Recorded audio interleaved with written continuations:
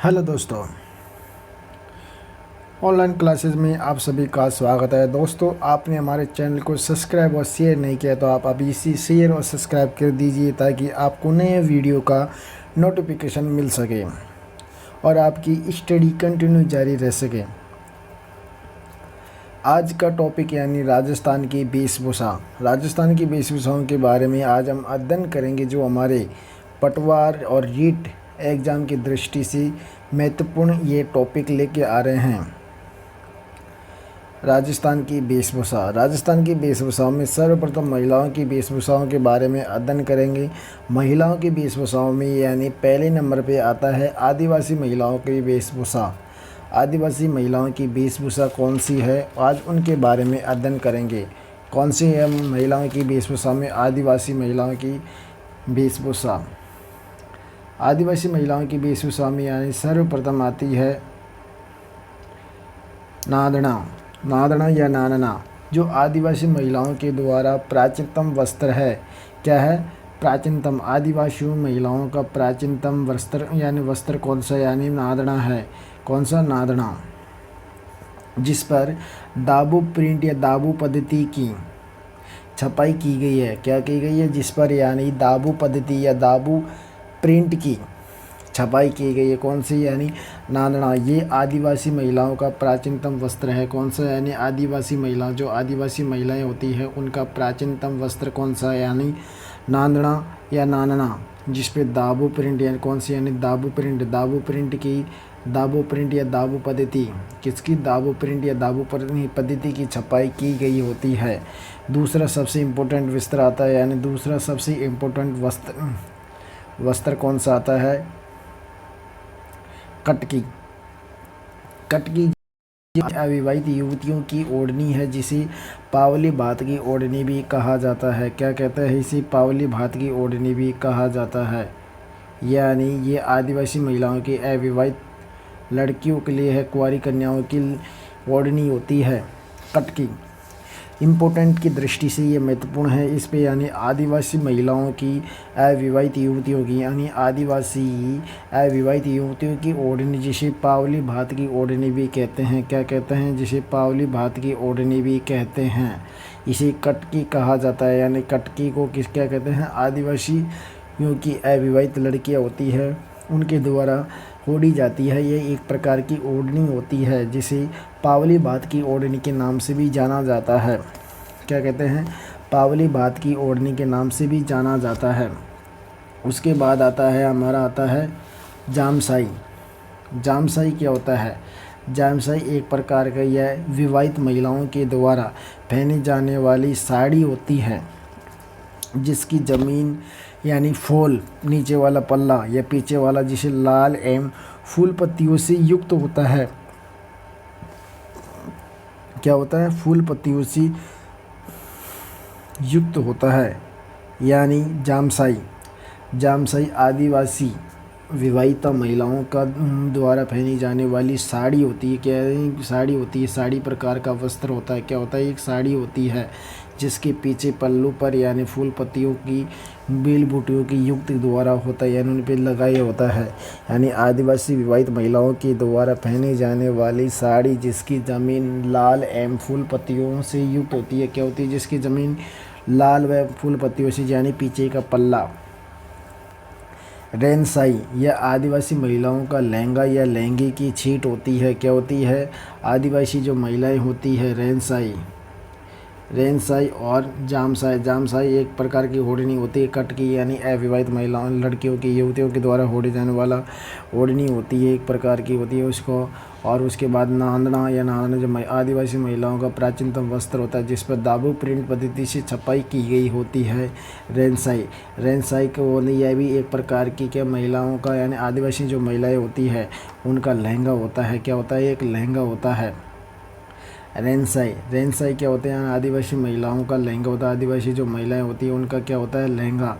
इसे लहंगे की छीट भी कहते हैं। इसे क्या कहते हैं? लहंगे की छीट, यानी लहंगा एक प्रकार का लहंगा होता है जिसमें लहंगे की छीट होती है। उसके बाद आता है कछाऊ जो आदिवासी महिलाओं या भील महिलाओं का घुटनों तक का घाघरा होता है, यानी बंडकला घाघरा। कछाव किसे कहते हैं? रेंसाई आदिवासी महिलाओं का लहंगा होता है। क्या होता है ये? रेंसाई यानी आदिवासी महिलाओं का लहंगा होता है। आदिवासी महिलाओं का लहंगा होता है यानी आदिवासी जो महिलाएं होती है उनका लहंगा होता है। लहंगे की छीट भी कहते हैं। क्या कहते हैं? लहंगे की छीट कहते हैं। उसके बाद आता है कछाव।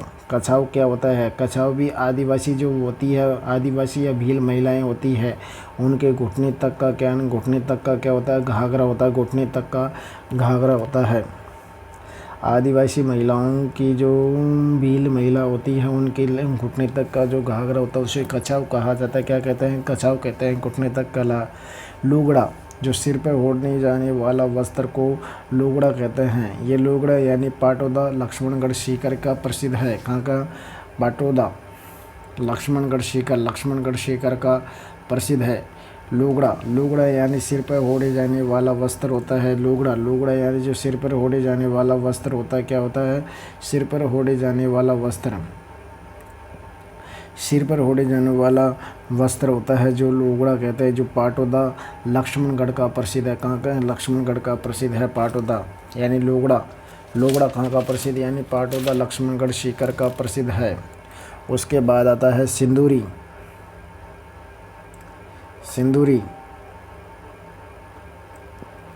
सिंदूरी क्या होती है?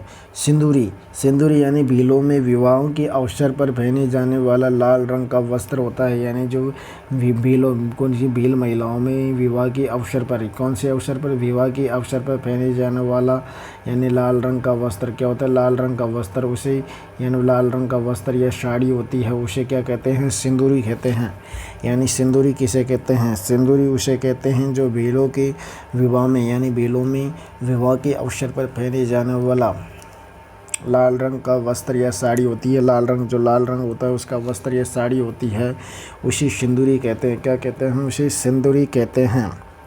पीरिया क्या है? भीलों में विवाह के अवसर पर पहने जाने वाला पीले रंग का वस्त्र उसे पीलिया कहते हैं। विवाह के अवसर पर पहने जाने वाला पीले रंग का वस्त्र या साड़ी होती है उसे पीरिया कहते हैं। सिंदूरी उसे कहते हैं जो लाल रंग का पहने जाने वाला वस्त्र होता है यानी विवाह के अवसर पर। किसके अवसर पर? भील महिलाओं के द्वारा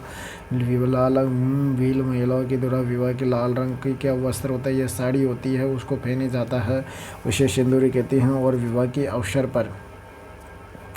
अवसर पर यानी पहने जाने वाला पीले रंग का वस्त्र क्या होता है? पीले रंग की जो साड़ी होती है उसे पीरिया कहते हैं। किसके? भील महिलाओं के द्वारा पहने जाता है। उसके बाद आता है रेजा। यह शेरिया जनजाति का वस्त्र होता है। रेजा यानी शेरिया जनजाति का वस्त्र होता है। क्या होता है? शेरिया रेजा होता है यानी शेरिया जनजाति का वस्त्र होता है। क्या होता है? यानी जो शेरिया जनजाति होती है उसका वस्त्र कौन सा होता है? रेजा वस्त्र होता है। शेरिया जनजाति का वस्त्र कौन सा है? रेजा। फेड़का यानी कथोड़ी जनजाति का वस्त्र होता है। कौन सा? यानी कथोड़ी जनजाति का वस्त्र होता है। फड़का क्या होता है? जो फड़का होती है, जो फड़का होते हैं, फड़का यानी कथोड़ी जनजाति का वस्त्र होता है। किसका होता है? कथोड़ी। ये शेरिया जनजाति का वस्त्र यानी रेजा होता है। फड़का यानी कथोड़ी जनजाति का वस्त्र है। कौन सा? यानी फड़का।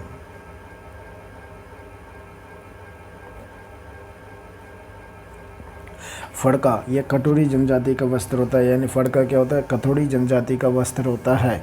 खूसनी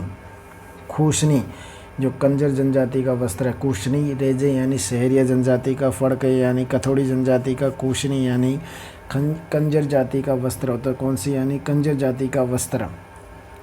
रेजा वस्त्र कौन सी जाति का होता है? शहरिया जनजाति का वस्त्र होता है रेजा।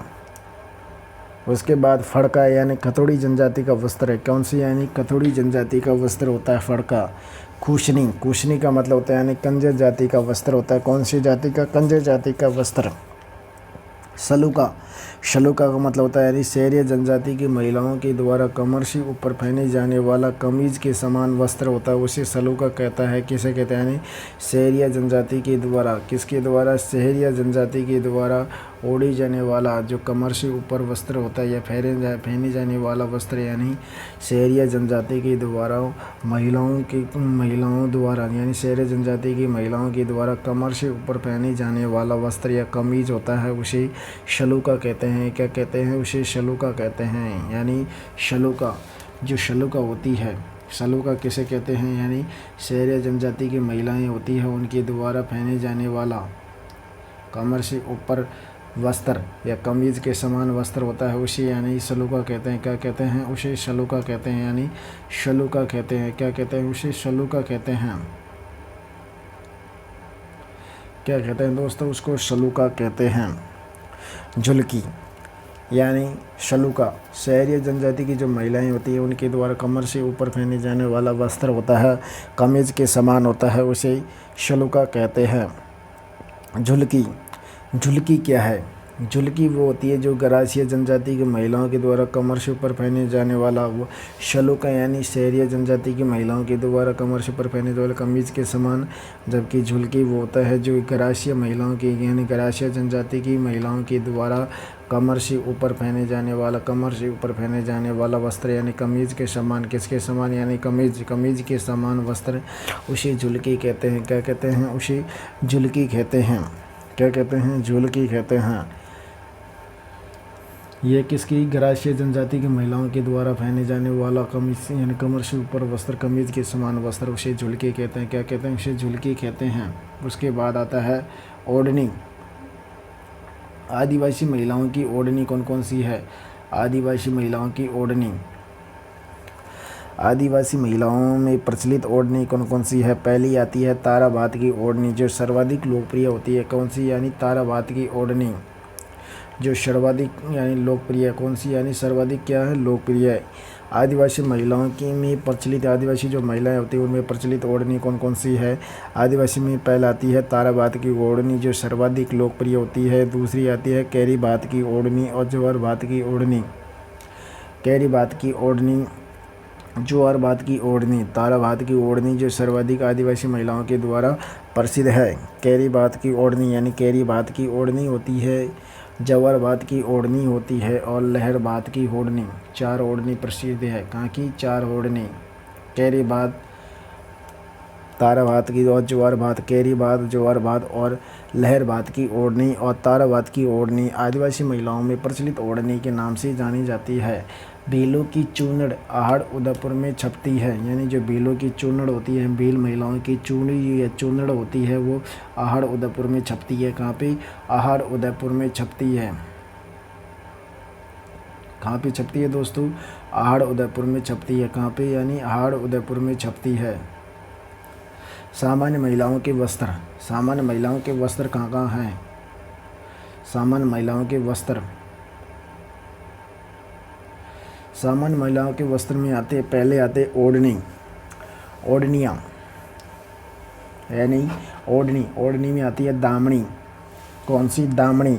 जो मारवाड़ में प्रचलित लाल रंग की ओढ़नी को दामनी कहते हैं। किसे कहते हैं? जो मारवाड़ होती है, मारवाड़ क्षेत्र में प्रचलित यानी लाल रंग की ओढ़नी को मारवाड़ क्षेत्र में प्रसिद्ध लाल रंग की ओढ़नी को, जो लाल रंग की ओढ़नी होती है उसे क्या कहते हैं? दामनी कहते हैं। जिस पर कसीदा किया होता है। क्या होता है? जिस पर यानी कसीदा करते हैं यानी दामनी। मारवाड़ में प्रचलित, किसमें? मारवाड़ में प्रचलित लाल रंग की ओढ़नी होती है जिस पर कसीदा किया होता है। क्या किया होता है दोस्तों? कसीदा। जिस पर कसीदा किया होता है। क्या किया होता है? यानी कसीदा किया होता है। लाल रंग की ओढ़नी, लाल रंग की ओढ़नी जिस पर कसीदा किया होता है उसे यानी दामनी कहते हैं, जो मारवाड़ में प्रचलित कहाँ पे है दोस्तों? दामनी यानी मारवाड़ में प्रचलित मानी जाती है। कहाँ पे? यानी मारवाड़ में प्रचलित मानी जाती है। मारवाड़ में दामना जो हाथ के अंगूठा का आभूषण होता है। क्या होता है? दामना। दामना यानी ये हाथ की अंगुली का आभूषण होता है। क्या होता है? दामना। दामना यानी हाथ की अंगुलियों का आभूषण होता है। दामन महिला का लहंगा होता है। दामन पैर, दामना हाथ की अंगुलियों का आभूषण। दामनी यानी या मारवाड़ के क्षेत्र में लाल रंग की ओढ़नी को दामनी कहा जाता है। और दामन यानी आदमी और महिलाओं का लहंगा होता है। दामन 80 दामन गज 52 गज का दामन पहन के आगे, यानी कौन सी? महिलाओं का लहंगा। महिलाओं का लहंगा किसे कहते हैं? दामन कहते हैं। महिलाओं के लहंगे को दामन कहा जाता है। चुनरी जोधपुर जयपुर की प्रसिद्ध है। चुनरी कहाँ की है? जोधपुर जयपुर की प्रसिद्ध है। दनक यानी जयपुर और जोधपुर की प्रसिद्ध। चुनरी कहाँ की प्रसिद्ध है? चुनरी यानी जयपुर की प्रसिद्ध है। कहाँ की दोस्तों? जयपुर की प्रसिद्ध, जोधपुर जयपुर की है। धनक यानी जयपुर जोधपुर की प्रसिद्ध है, कहाँ की, यानी जयपुर जोधपुर की प्रसिद्ध मानी जाती है। लहरिया ये जयपुर का प्रसिद्ध है। लहरिया कहाँ की प्रसिद्ध है, जयपुर का प्रसिद्ध है। मोथड़े यानी जोधपुर का प्रसिद्ध है। मोथड़े कहाँ के प्रसिद्ध है, जयपुर के। पौमचे यानी जयपुर के प्रसिद्ध है। पौमचा, पौमचा कहाँ का प्रसिद्ध है दोस्तों, पौमचा यानी जयपुर का प्रसिद्ध है। कहाँ का, यानी पौमचा, पौमचा यानी जयपुर का प्रसिद्ध है। और पीला, पीला पौमचा का प्रसिद्ध यानी शेखावाटी का है। पीला, पीला पौमचा कहाँ का, यानी शेखावाटी का। पौमचा प्रसिद्ध है, कहाँ का, यानी शेखावाटी का। पीला पौमचा जयपुर का। मोठड़े जोधपुर का। लहरिया जयपुर का। और धनक यानी जयपुर और जोधपुर की प्रसिद्ध है। दामनी यानी महिलाओं का लहंगा होता है। दामना यानी अंगुली का आभूषण होता है। किसका, अंगुली का आभूषण। किसका दोस्तों, अंगुली होती है उसका आभूषण होता है। क्या होता है, अंगुली का आभूषण होता है। उसके बाद आता है पौंवरी। कौन सा, पौंवरी। पौंवरी, पौंवरी क्या है,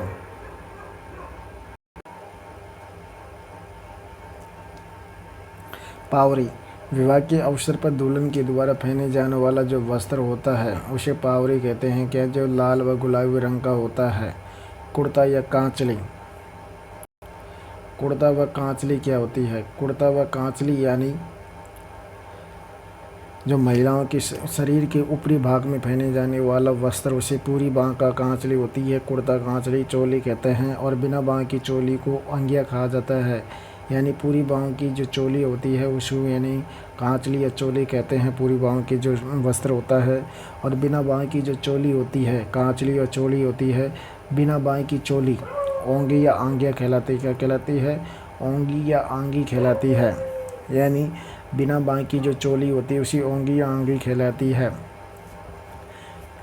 कापड़ी, कापड़ी क्या है, कापड़ी वो होती है जो यानी दो वस्त्रों को जोड़कर बनाया जाता है और जिसे पीठ पर कपड़े की तड़ियों के द्वारा या डोरी के द्वारा बांधा जाता है। क्या बांधा जाता है, यानी दो वस्त्रों को बीच में जोड़कर या बनाया जाता है। या वस्त्र जिसे पीठ पर कपड़े की दो तड़ियों के द्वारा इसे बांधा जाता है उसे कापड़ी कहते हैं। क्या कहते हैं उसे दोस्तों, कापड़ी कहते हैं।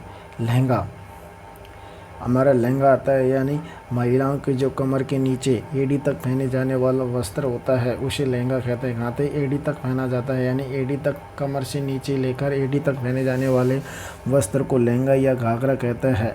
घाघरे की जो ऊपर की पट्टिकाएँ होती है उसे चीण या नेफा कहते हैं। क्या कहते हैं, उसे चीण या नेफा कहते हैं। और ग्रामीण क्षेत्रों में जो घाघरा प्रसिद्ध होता है उसे घाघरा थाबला कहा जाता है। यानी ग्रामीण क्षेत्रों में जो प्रसिद्ध घाघरा होता है ऊनी वस्त्र का, ऊनी घाघरे को क्या कहते हैं, थाबला कहते हैं। ग्रामीण क्षेत्रों में जो ऊनी वस्त्र का घाघरा होता है उसे धाबला कहते हैं। क्या कहते हैं, उसे धाबला कहा जाता है। क्या कहते हैं दोस्तों, उसे धाबला कहते हैं। और रेशम घाघरे पर मीनाकारी जयपुर की प्रसिद्ध मानी जाती है। जो रेशम का घाघरा होता है उसमें यही मीनाकारी कहाँ की प्रसिद्ध मानी जाती है, जयपुर की प्रसिद्ध मानी जाती है। कहाँ की दोस्तों, जयपुर की मीनाकारी प्रसिद्ध मानी जाती है। यानी जयपुर की मीनाकारी प्रसिद्ध मानी जाती है क्योंकि रेशमी घाघरों पर मीनाकारी जयपुर की प्रसिद्ध मानी जाती है। दोस्तों आपको हमारा वीडियो अच्छा लगा और इसे शेयर और सब्सक्राइब ज़रूर करना। नमस्कार।